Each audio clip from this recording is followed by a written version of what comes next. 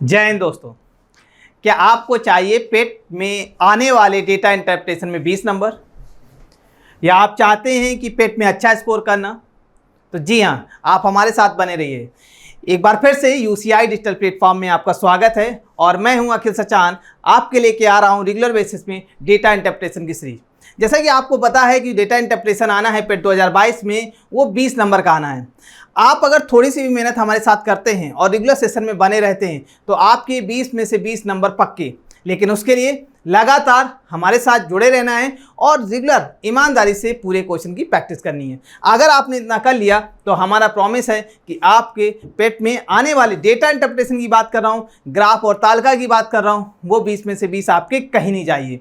तो आइए स्टार्ट करते हैं आज की क्लास। बेसिकली हम लोग कर रहे हैं टाइप वाइज डीआई या टाइप वाइज ग्राफ और तालिका। तो आज की टाइप में क्या है? आज की टाइप में आपके सामने बार ग्राफ। तो आइए स्टार्ट करते हैं बार ग्राफ। और इस बार ग्राफ को स्टार्ट करने से पहले एक बार ओवरव्यू ले लेते हैं हम लोग अपने सिलेबस को लेके। जैसे हम लोग यहाँ डिफरेंट टाइप की डीआई डिस्कस कर रहे हैं, tabular DI, bar graph, line और पाई। आगे चल के हम लोग मिक्स डीआई भी डिस्कस करेंगे। बेसिकली जो आपके सामने सिलेबस जो ऑफिशियल दिया गया है वो ये दिया गया है, ग्राफ और टैबुलर। एक ग्राफ से 5 क्वेश्चन आते हैं, 2 ग्राफ आपके आएंगे तो दोनों ग्राफ मिला के 10 क्वेश्चन आपके यहाँ से बन जाएंगे। और एक टेबल में 5 क्वेश्चन आते हैं, 2 टेबल के क्वेश्चन आएंगे, मतलब कि 10 क्वेश्चन आपके यहाँ से आएंगे। और ग्राफ और तालिका से मिलाकर दोनों मिलाकर आपके 20 क्वेश्चन डेटा इंटरप्रिटेशन से 100% आते हैं। और अगर आपने थोड़ा सा भी पढ़ दिया, मीन ये पार्ट जो आपके जो पेट का जो आप एग्जाम देने जा रहे हैं पूरे कंप्लीट सिलेबस में, इस सिलेबस में सिर्फ डेटा इंटरप्रिटेशन का एक ऐसा पार्ट है कि आपने थोड़ी सी अगर मेहनत कर लेते हैं तो थोड़ी सी मेहनत में भी आपके 20 नंबर बिल्कुल आपके 100% के साथ हो जाते हैं। यही एक पार्ट है जिसमें आप सॉलिड कह सकते हैं कि हमने 20 में से 20 अटेम्प्ट किए हैं। तो आइए स्टार्ट करते हैं आज की क्लास में। और आज की क्लास में कौन सी डीआई है हम लोग उसको देखते हैं। तो आपके सामने ये डीआई रिप्रेजेंट है, आपकी दी गई है, और डीआई को हम लोग बोलते हैं बार ग्राफ डीआई। और डीआई को सॉल्व करने से पहले कि जैसा कि आपको पता है कि हमें उस क्वेश्चन को अच्छे से पढ़ना होता है। डीआई में दिए गए निर्देश को अच्छे से पढ़ना होता है। अगर आपने निर्देश को अच्छे से पढ़ लिया तो जो उससे रिलेटेड क्वेश्चन होते हैं वो बहुत आसानी से हो जाते हैं, क्योंकि डेटा इंटरप्रिटेशन का मतलब ही यही है कि डेटा को एनालिसिस करना। और डेटा को अगर आपने अच्छे से एनालिसिस कर लिया तो उससे रिलेटेड जो क्वेश्चन है वो बहुत ही आसानी से हो जाएंगे। तो आइए स्टार्ट करते हैं हम लोग निर्देश को पढ़ना। यहाँ निर्देश में क्या दिया गया है? दिया गया दंड आरेख बार ग्राफ 6 वर्षों के दौरान 2 स्कूलों में विद्यार्थियों की संख्या को दर्शाता है। 6 वर्षों के दौरान 2 स्कूलों के विद्यार्थियों में, मीन 6 वर्ष दिए गए हैं, 2 स्कूल हैं, उनमें उन स्कूलों में जो नंबर ऑफ कैंडिडेट या नंबर ऑफ विद्यार्थी हैं उसकी संख्या को दर्शाता है। तो ये हमारे ग्राफ में दिया गया। जैसे हम देखें यहाँ पे ईयर दिए गए हैं और इस ईयर में 2008, 2009, 2010, 2012, 2013 तक। और स्कूल ए, ये जो सिंबल नीला है वो आपको बताता है कि वो स्कूल ए की बात कर रहा है, और जो दूसरा कलर है वो ये बताता है कि स्कूल बी की बात कर रहा है। अब जैसे हम देख लेते हैं, एक डेटा ले लेते हैं, 2010 की बात कर लेते हैं आपके सामने। तो 2010 में स्कूल ए में कितने विद्यार्थी थे? स्कूल ए में जो विद्यार्थी थे वो 500 थे।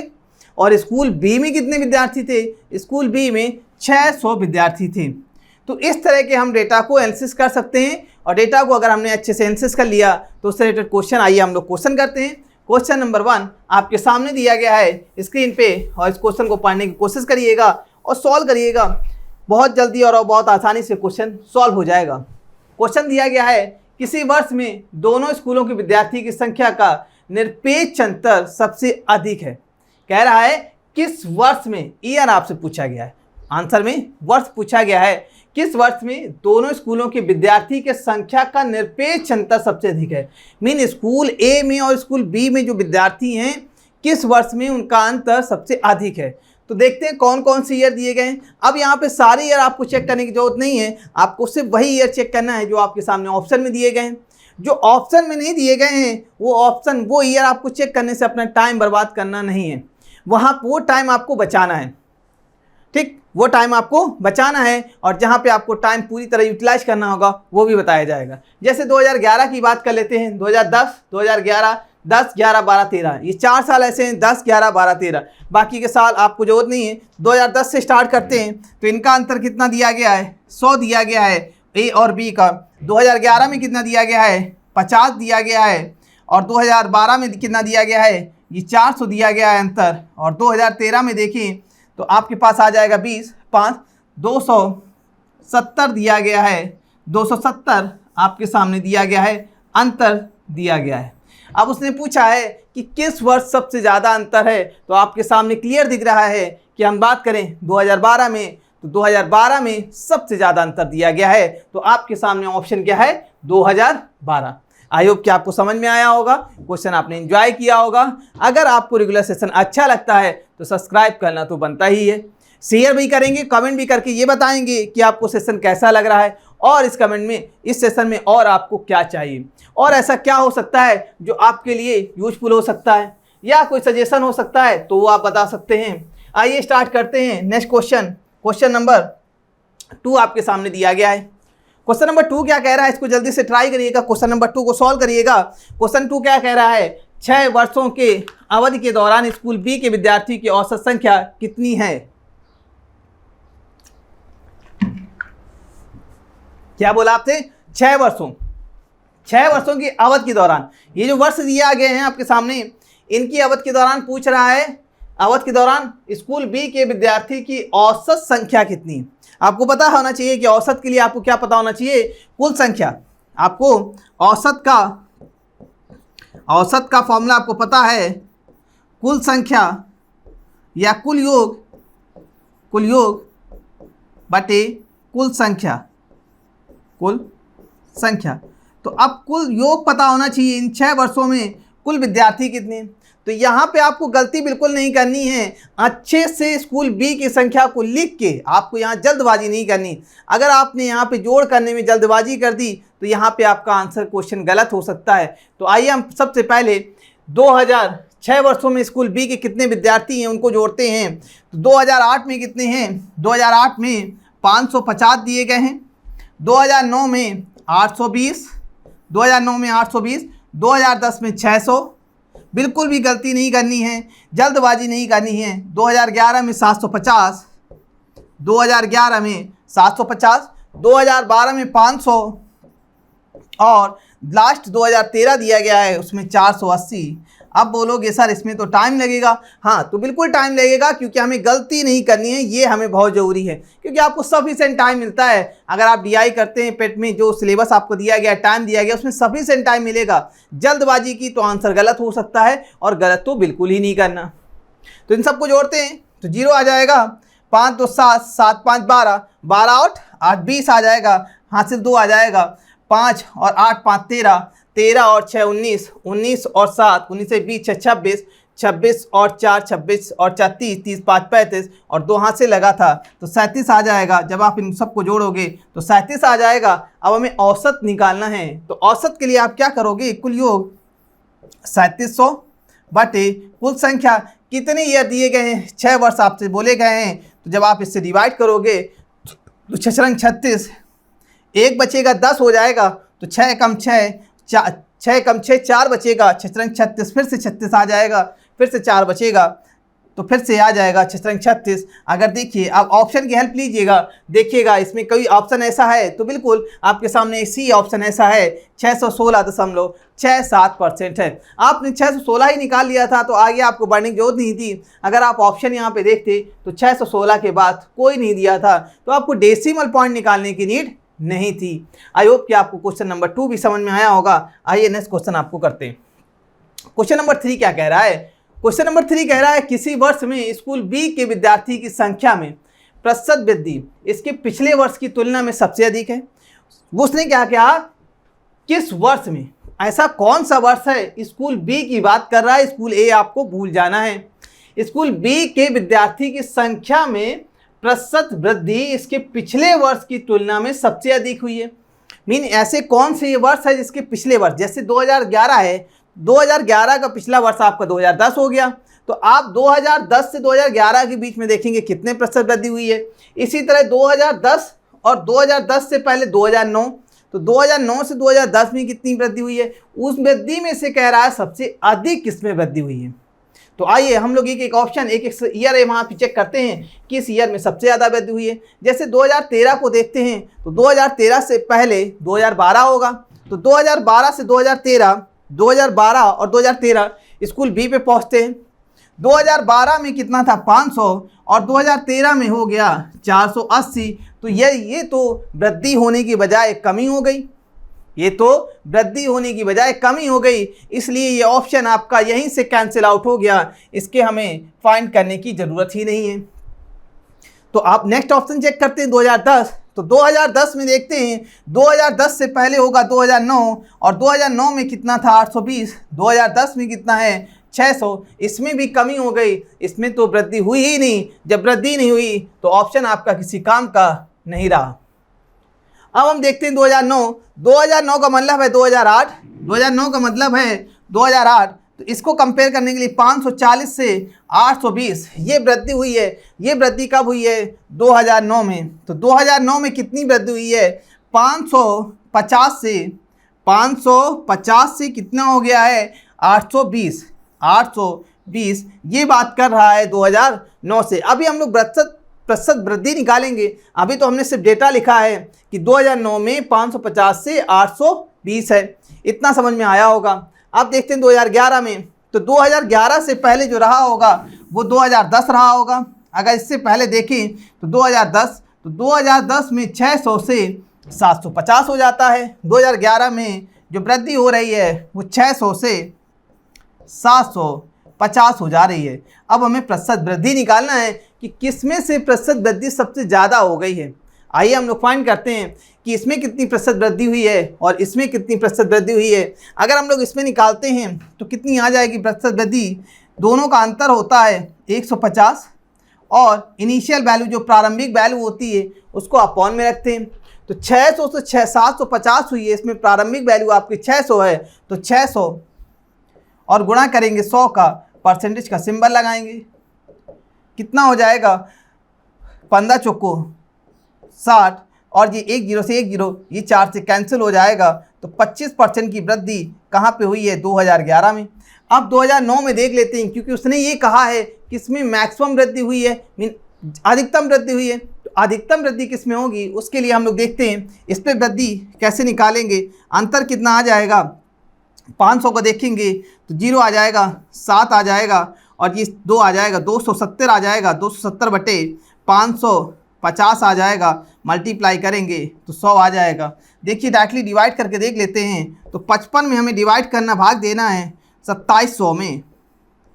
अगर देखिए तो 5 बार जाएगा, 55 25 ज़्यादा हो जाएगा, 4 बार जाएगा तो 4 पंचे 20, 4 पंचे 20 2, 4 पंचे 20 2 22, 50 बचेगा, फिर से 0 आ जाएगा, 500 आ जाएगा। अगर देखिए 9 से तो 9 अपना 45, 9 अपना 45 और 4 49। देखिए आपको 49 पॉइंट समथिंग जाएगा, मीन इसमें कितना आ रहा है 49 पॉइंट समथिंग की वृद्धि हो रही है, 49 पॉइंट की। और इसमें कितनी वृद्धि हो रही है, इसमें आपकी 25% की वृद्धि हो रही है। तो आपको पता होगा कि इनमें से किस में अधिकतम वृद्धि हो रही है। तो अधिकतम वृद्धि किस में हो रही है 2009 में अधिकतम वृद्धि हो रही है। तो राइट आंसर इज द 2009।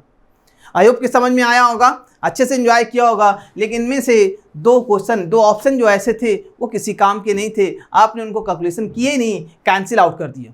आइए नेक्स्ट क्वेश्चन करते हैं। Next question number 4।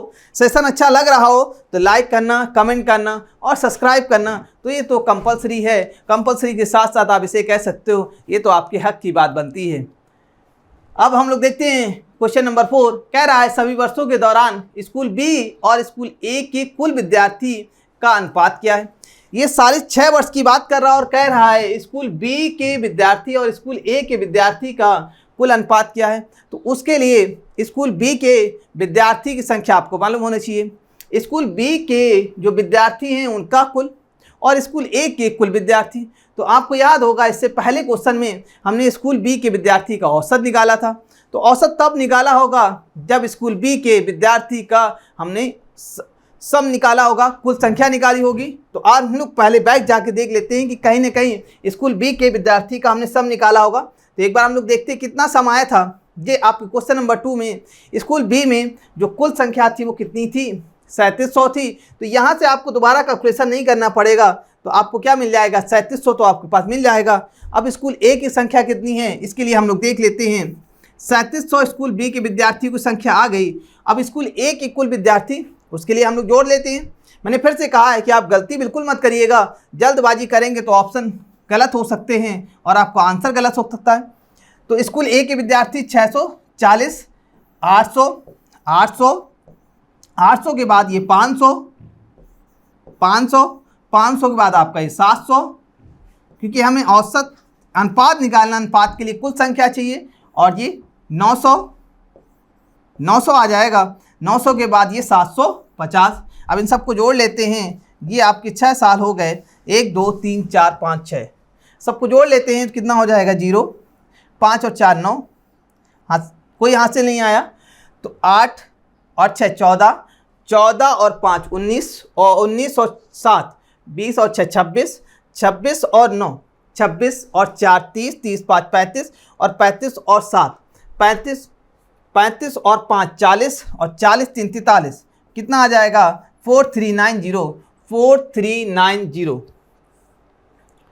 एक बार फिर से जोड़ लेते हैं, 43 42 आता है, फिर से एक बार जोड़ लेते हैं, 8 6 14, 8 6 14, 14 और 5, 8 6 14, 14 5 19, 19 और 7 19 20 और 26, 26 और 9 26 4 30, 30 और 5 35, 35 और 7 42 आएगा यहाँ पे, 42 90, 42 90 आपका आएगा कुल योग। लास्ट में संख्या कितनी थी 750। आपको बिल्कुल भी मिस्टेक नहीं करनी है, अगर आपने थोड़ा सा भी कैलकुलेशन गलत कर दिया तो आपका ऑप्शन नहीं मिलेगा, आंसर वहीं गलत हो जाएगा। इसलिए इस तरह के कैलकुलेशन में जल्दबाजी बिल्कुल नहीं करनी है, आपको पर्याप्त समय मिलेगा, अच्छे से आपको सॉल्व करना है। तो आपने क्या किया, इनका किया, सम आया कितना 4290। ये स्कूल ए के हैं, ये स्कूल बी के हैं। अब इन दोनों को हम कैंसिल आउट कर देते हैं, 0 से 0 कट गया, कितना आ जाएगा 370, 370 और रेशियो 200, 419, 429। देखिए ऐसा कौन सा ऑप्शन है, option be the right option यहाँ पे दिया गया है आपके सामने, 370 रेशियो 429। आइए लास्ट क्वेश्चन डिस्कस करते हैं हम लोग अपने सामने। क्वेश्चन नंबर 5 आपके सामने दिया गया है। क्वेश्चन नंबर, वर्ष 2008 एवं 2009 में स्कूल ए के विद्यार्थी की संख्या, 2008 और 2009 में स्कूल ए के विद्यार्थियों की संख्या, कुल संख्या पूछा है 2 साल की, और वर्ष 2012 और 13 में स्कूल बी के विद्यार्थी की संख्या से कितना अधिक है। आपको परसेंटेज नहीं पूछा, सिर्फ पूछा है कितना अधिक है। तो सबसे पहले जो आपके सामने दिया गया 2008 2009 में स्कूल ए में, तो स्कूल ए में चलते हैं 2008 और स्कूल 2009 में, तो कितना हो जाएगा 2008 2009 स्कूल ए में, इन सबको जोड़ोगे तो स्कूल ए की संख्या कितनी आ जाएगी, स्कूल ए की संख्या आ जाएगी आपके सामने 8 से 14, 1440 आ जाएगा, 1440। इसी तरह स्कूल बी में कौन कौन कहा गया है, वर्ष 2012 और 2013, तो 2012 में चलते हैं, 2012 में 500 और 2013 में 480, जब आप इसको जोड़ोगे तो 5 980 आपके सामने आ जाएगा, स्कूल बी में 980। अब पूछा गया है कितनी ज़्यादा है संख्या, विद्यार्थियों की संख्या से कितना अधिक है।